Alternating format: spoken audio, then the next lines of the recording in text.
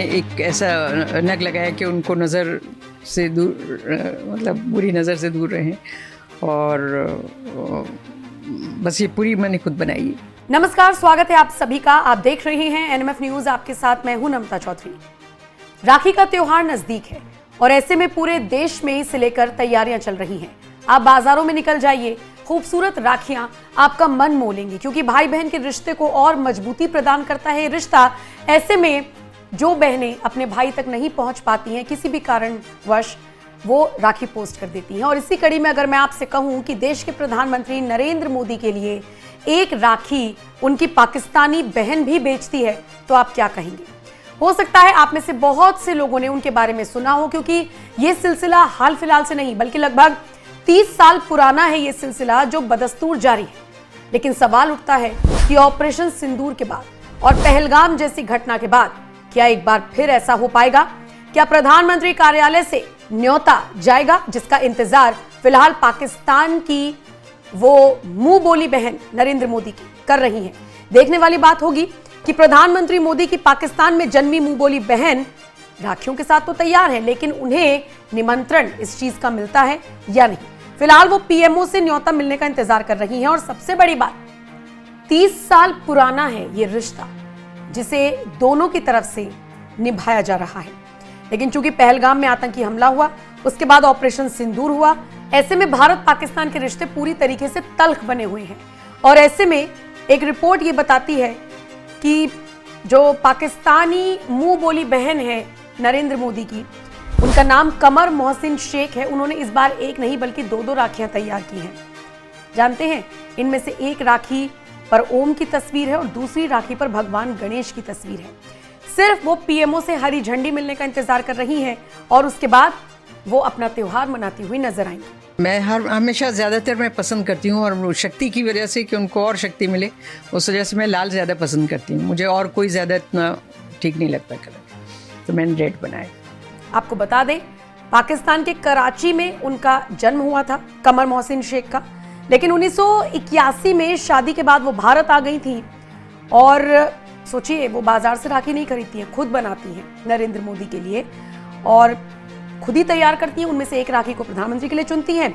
और इसकी शुरुआत कैसे हुई, इसका जिक्र उन्होंने एक बार खुद किया था।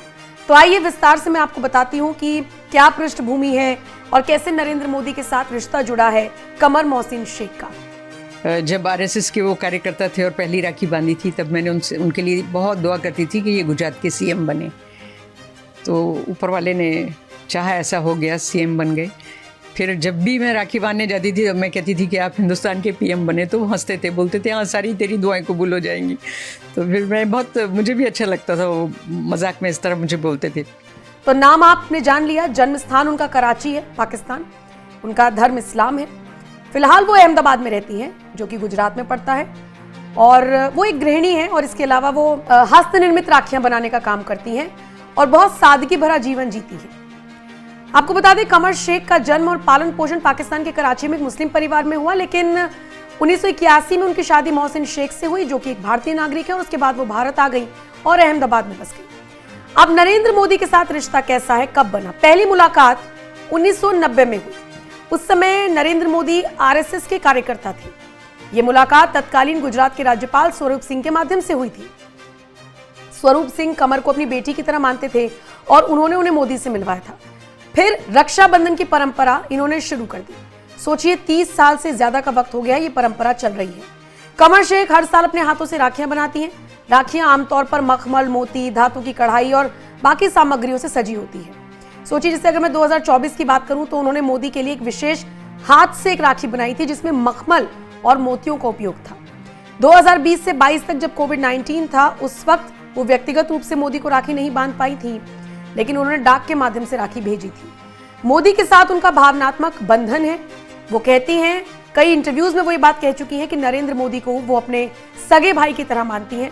उनके अच्छे स्वास्थ्य और लंबी आयु और उनकी सफलता के लिए प्रार्थना भी करती हैं। बहरहाल, कुछ वक्त पहले उन्होंने एक इंटरव्यू दिया था और उसमें कैसे उन्होंने इस पूरे प्रकरण पर बात की थी, अपने रिश्ते पर बात की थी। आइए उनके बयान के साथ, उनके उसी इंटरव्यू के साथ आपको छोड़कर जा रही हूं। आपका इस खबर पर क्या कहना है, कमेंट करके आप अपनी राय हमें जरूर दें। ये मैंने अपने हाथ से राखी बनाई, ये सिलेक्ट नहीं की है। और आप देख सकते हैं उसके ऊपर मैंने अपने हाथ से सब मोती वगैरह और वो लगाया है। बीच में उसमें मैंने एक ऐसा नग लगाया कि उनको नज़र से दूर, मतलब बुरी नज़र से दूर रहें। और बस ये पूरी मैंने खुद बनाई है। ये राखी मैं देख सकती हूँ कि इसमें अपन लाल कलर रखा है, तो ये लाल कलर क्यों आपने स्पेशली? एक तो शक्ति के लिए होता है, फिर हमारी जितने भी शुभ काम होते हैं उसमें लाल रंग का यूज़ होता है।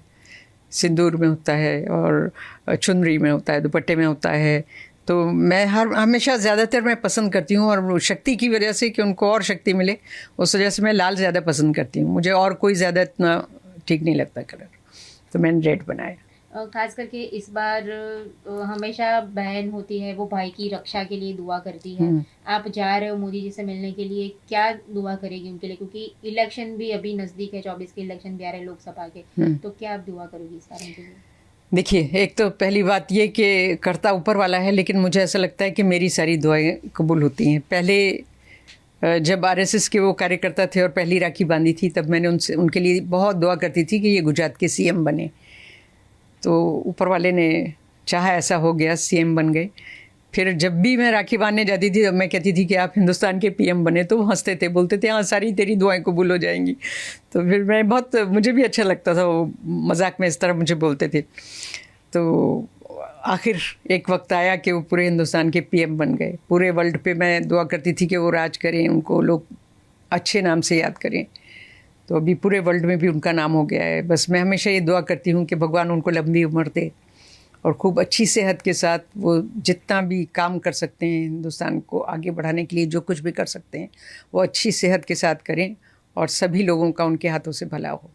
जब आप राखी बांधने जाते हो तो वहाँ पे आपके साथ साथ छोटे बच्चे भी होते हैं, कुछ एनजीओ वाले भी होते हैं, तो ओवरऑल कैसा रहता है आपका एक्सपीरियंस? और पीएम का आपके तरह जो प्यार जो होता है बहन के लिए, वो कैसा होता है? आपका एक्सपीरियंस ओवरऑल कैसा रहता है? मैं एकदम ऐसा तो नहीं बताऊंगी कि मुझे ज़्यादा अहमियत मिलती है, मगर मिलती है मुझे ज़्यादा अहमियत, क्योंकि पहले छोटे बच्चों से शुरुआत होती है, फिर संस्था वालों से होती है, उसके बाद मेरा आखिर में, मैं कहती हूँ कि आखिर में ज़्यादा देर में बात कर सकूँ, इस तरीके से रुकते हैं हम लोग और सब करते हैं। इस बार ऐसा है कि मैं कई बार उनके लिए कुछ ना कुछ लेके जाती हूँ बुक्स का, और उनको पढ़ने का बहुत शौक़ है।